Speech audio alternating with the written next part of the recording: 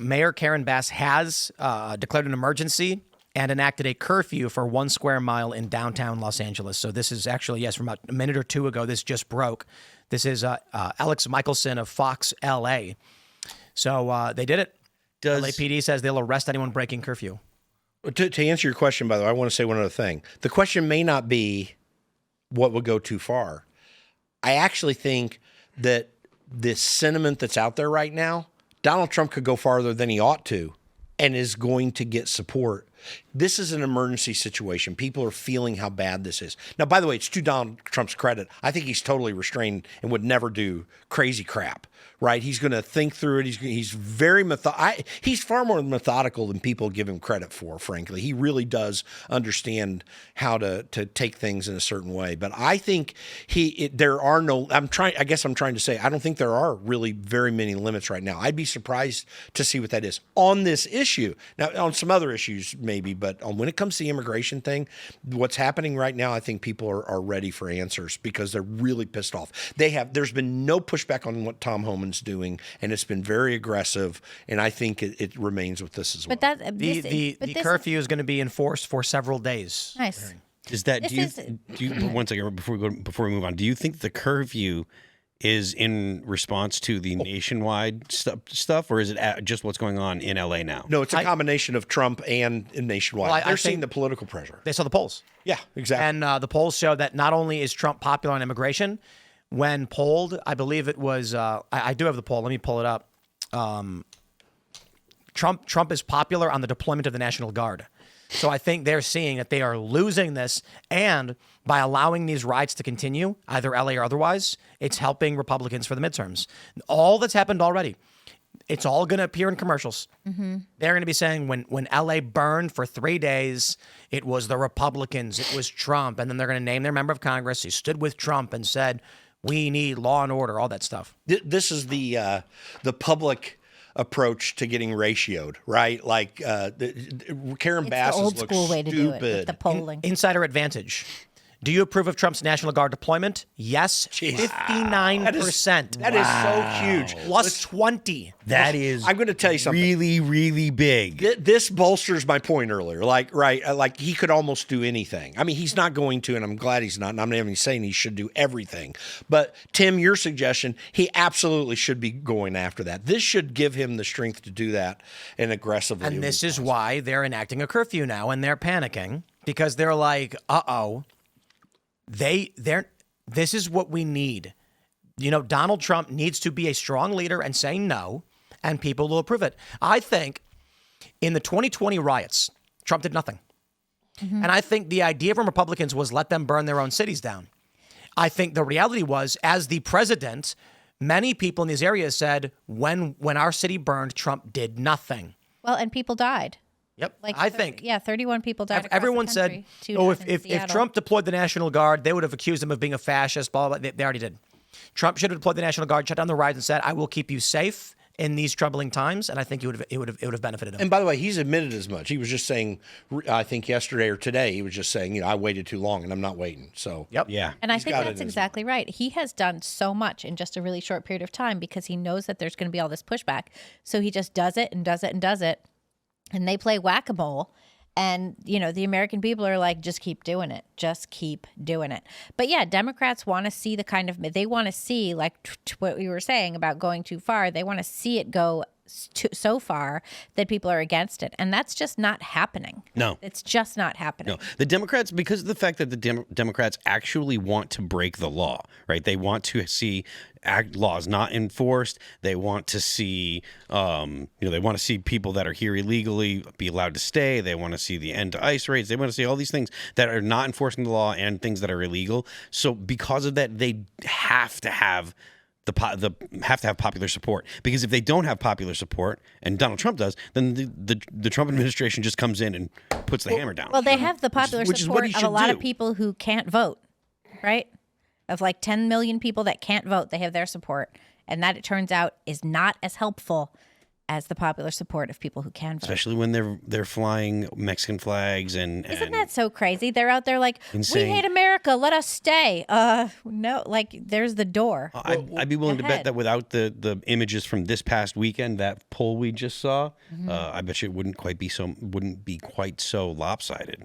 Well, keep in mind too, Democrats for some time have realized that they cannot win elections unless they can put some English on the ball, so to speak.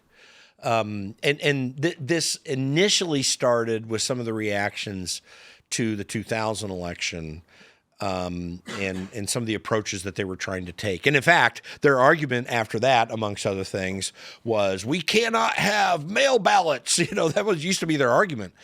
But along the way, they figured out, and it's also why they started doing this micro-targeting stuff. Like I ran in 2006 the marriage amendment in Colorado, and we passed it big. I was fighting against that. You remember that book, The Blueprint, that was about the change in Colorado. The guys who orchestrated the blueprint, one of whom I'm friendly with, by the way, we respect one another because I kicked his butt. But the point is that paradigm of micro-targeting people, doing great data work, expanding it out, the iteration of Act Blue, and so they started to be really good at that. But again, that was not always taking them over the edge. And so they've started to do the radical changes in the way we do voting. So mail voting started, they figured out because of this micro-targeting that they could do mail voting. Oregon started mail voting, I think, in 2004, maybe it was. In Colorado, when I ran that, we didn't have mail voting. We had expanded absentee ballots and early voting. But then they went to mail voting, and they figured out this mail voting thing is really the key because they know how to work it well, and they knew Republicans. Colorado has all mail voting, right? It does, So does yes. Oregon, I think, It does now, and yeah. Washington. Yeah, that's not good. I remember that in 2020, we saw Nancy Pelosi being like, we have to all mail our ballots. And I was like, that's not good. But the point I'm making is that they have to twist the game in some way. They have to get English on the ball. They have to go outside the addressing the American people. And that has helped them in recent years. And right now, I don't think it's going to help again. We saw last November some evidence of it. And I think the crack is starting to break. But that doesn't mean all the risks are gone. But the American people aren't responding to that. And we got to see what the next reiteration is. Riots is part of that, to be candid. Or at least it's going to fail, but I think that they think it is. Who are the people that are rioting? Or is it the same contingent from 2020 and trans and climate and everything? Is it those in Gaza? Is it the same people? Well, I mean, it's definitely the same, the same type of person, even if it's not the exact same people. It's still the Antifa people. It's people that are, coming out for Black Bloc, get into that kind of stuff. People. The Antifa people. So you've got your anarcho-communists, your people that are politically disengaged and that are just there for the party because the whole rioting thing is very attractive to young adults, young men. They like to throw stuff. They like to get wild. So they'll go and they'll get, smoke some weed, get high, or they'll have some drinks and get into fights with the cops. That's fun for a lot of people. So it is a conglomeration of a bunch of different groups. But the people that the cops really need to pick up are the ones that are there for the Black Bloc. But keep in mind, this is not in the least organic. It's orchestrated and planned. They get some organic effect. People are supplying them weapons. Yeah. Right, En exactly. masse. Which is Brian why Stelter right now is tweeting that in the real world LA, most Angeles are having a normal day. And that it's just people seeing clicks and chaos about last weekend's clashes. This is the depravity of people, of the media, and this is what they do. Brian Stelter has always existed to try and cover up when the Democrats are in panic. They're declaring an emergency, enacting a curfew. The National Guard is being deployed. It's happening literally right now. We played videos. The role of this man, and what he's always done, is to cover it up. And he says, actually, earlier today, he was saying, I think it was today, that you're seeing videos from hours or days ago. Ridiculous. And it's like, and yes, people are concerned about it, and it's ongoing. It's remarkable that he's tweeted out at 7 o'clock that people are preying on fears about where last weekend's clashes will go. You mean today's literal right now clashes? Yes, it's right now. This is what, day 5? Are we on day 5? Yep. something like that. Yeah.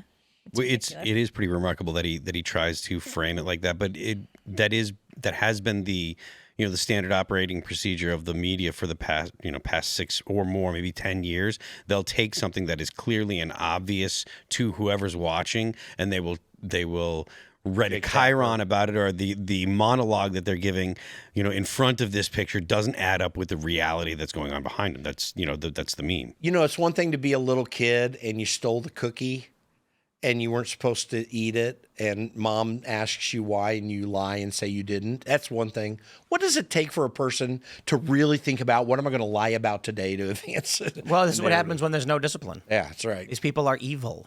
And when there's no consequences for, just going right back to the case of the sedition thing.